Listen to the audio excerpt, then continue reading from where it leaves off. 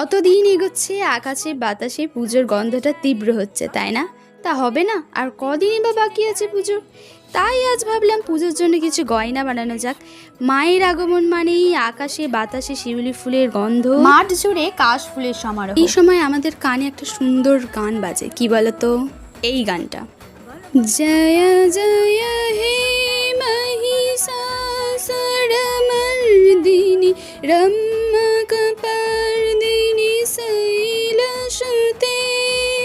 এই মহালয়ার কথা মনে পড়ে গেল, তাই তো? 5 দিনের আগে এই মহালয়ার দিনটা আমার সব থেকে প্রিয়। ভোরবেলা ওঠা, টানা মহালয়া দেখা, এবং তারপরে ছুটি নেই কিন্তু কার্টুন মহালয়া। কে কে দেখো তোমরা, কমেন্ট করে জানাও তো।